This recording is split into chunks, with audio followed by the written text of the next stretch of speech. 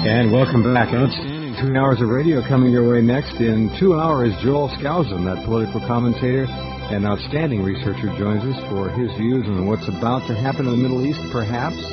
Iranian missiles said to be in Lebanon. Israel said to be bracing for an attack to remove those missiles. We shall see what Joel Skousen has to say. But first up, a return visit, and it's been a long time, with Mr. Jon Peniel and some remarkable stories about a United Nations ambassador and UFOs. Next.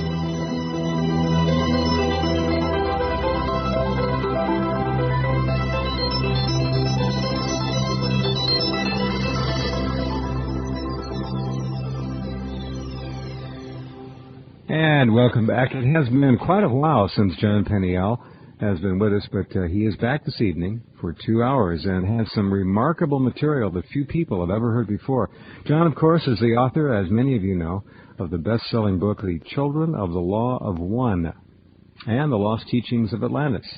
He is a teacher from an ancient spiritual order, which allegedly traces its lineage all the way through ancient Egypt and back to Atlantis. Jon was born in the U.S. He began training in that Tibetan monastery while still a teenager, where he learned many secrets from both his teachers and their ancient library, which is said to be more complete than the fabled Vatican library, but that's quite a statement. We'll see what Jon has to say about that. Jon is now the international director of the order and was given the duty to release those teachings after the destruction of that large and fabled Tibetan monastery. The Children of the Law of One was mentioned many times, as some of you know, in the psychic readings of the late famous American psychic Edgar Cayce. Cayce also predicted the arrival of an important spiritual messenger by the name of Jon Peniel. And that'll be, according to Cayce, right near the time of the great earth changes. According to the tranced Cayce, the person, J. Peniel, was incarnating in order to give the world a new order of things for a new age and the next step for humanity's spiritual development. Jon Peniel, my guest, does not claim to be this person and doesn't consider it really to be much of an issue. He only considers spiritual truth to be the all-important issue.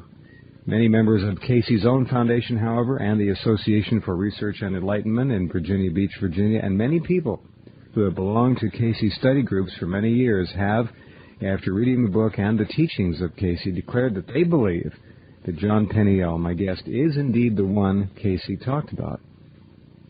For more information, you can certainly go to Jon Peniel's website, the Lost Teachings themselves, the ARE. And if you want to go to the website, we'll tell you how to get there. It's very simple. The standard procedure, just if you're online, go to My Guests section at the top of the home page, click right below Jon's name, and you are there. Welcome back, Jon. You have been away a long time. What have you been up to? Oh, writing, teaching, traveling, watching all the changes take place. You sound a lot older, Jeff. What's that? You sound a lot older. I am. I'm 93 now. I'm a lot older, too.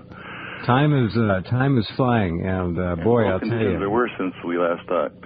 World conditions, I don't know how much worse they can get, but you've ever seen any old slapstick comedies of the guy teetering on the edge of the cliff or the car teetering on the edge? That's the feeling I get, Jon. I don't know about you, but that's my take. Yeah, and our Arab world is meeting, when is it, tomorrow? And that's interesting. The Lost Teachings was translated into Hebrew, and it's a bestseller over there. And since then, they've cut off my personal oil supply. I can get my oil changed in the Volkswagen anymore. It is in Hebrew. Congratulations. Yeah. Did you hear the news about Art Bell? No. They found out he was an FBI plant, and they haven't been watering him or fertilizing him properly, so all his leaves fell off. Well, you see, this is not a surprise. People don't understand how to take care of things. You've got to water them, fertilize them, or they're not going to make it. It's real simple. Yeah. People that those government bureaucrats don't have green thumbs. Now, if you're talking about the Fed, they have green thumbs, and it's our money. And spans. Yeah. All right. Enough right bell jokes. Now. Yeah. You have had a life that probably would suffice to fill the lives of 10 people, and you're still going strong. You have not strong, but yeah. Well, you're still going, John. Whatever. Yeah. Tell our listeners a little bit about you. How did you end up in a Tibetan monastery as a teenager? That I know the story, but most of our listeners probably don't. Well, I was a strange kid and didn't fit in any place, and got discouraged with my church when I was very young, and so about age 13, I started studying alternative religions and everything I could get my hands on, trying to find answers and truths about creation and why we're here and why the universe is here and why the world is the way it is and why people hurt each other instead of are kind to each other. And after several years, I gave up the search. The closest thing I found to something that's true wasn't even actually a religious or spiritual book. It was a fiction book called Stranger in a Strange Land by Robert Heinlein. But nothing seemed to exist on Earth that fit the bill. I'd find little pieces of truth here and there, but nothing that was complete. And I was going to commit suicide when I was 17, and I'd gotten some pills and was about to take them, and then a strange broadcast came on the television on a station that didn't exist. And there was a old man that long hair and a beard that looked like God, at least what, the stereotypical concept of God. And he started talking, and everything he said were all the things the answers, the truth that I was looking for my whole life. And he gave me directions to how to get to this place in Tibet, and said I'd be met and guided by people along the way, and I took off. And that's where I ended up. All right, and tell me about how long you spent there, John. 3 years total.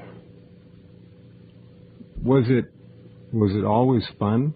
Was it always interesting? Was it hard? What was it? Tell me about that. It was very, very hard. Harder than I thought. I mean, it was as a kid, when I first heard about it, but then when I was faced with the realities of having to change and essentially let go of all of my personal desires and face all of my fears and everything I wanted to avoid, right, it became very hard.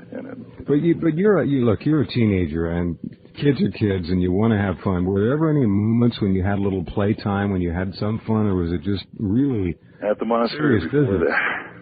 What's that? At the monastery or before? At the monastery. At the monastery. Any fun? Yeah, if you got to try to remember, there probably wasn't much. I got over a humility hump, and the first 6 months were pretty much torturous because I thought very highly of myself, and I was constantly being shown that I understand. Well, you had to learn that lesson. You had to take the ego and hang it up in the closet and then start over again, I guess. Exactly. And music became fun, but at first that was something I was very into, and I was into it since I was 5. And I also, as a teenager, started noticing how there seemed to be a war between the light and the dark in music, and there was groups that were doing very negative lyrics, and groups that were doing very positive, uplifting lyrics, and nobody seemed to be listening to them. What time frame was this? Huh? What time frame would that have been? 60s. Okay. Clearly, and you had light and dark blues doing really positive things, and groups I probably shouldn't mention doing very negative things, and interestingly enough, they'd have congressional hearings, and the ones that were doing negative lyrics wouldn't get any flack, and the ones that were doing good lyrics would get in trouble. Yeah. Well, now we know if we pay any attention at all to what they call pop music, the majority of it seems to be on the dark side, and majority on the dark side. And every once in a while, a little bit of light peeks its way through. Not much, and I feel so sorry for these kids now who are taking in programmed mind control in spades, and it becomes a part and parcel of their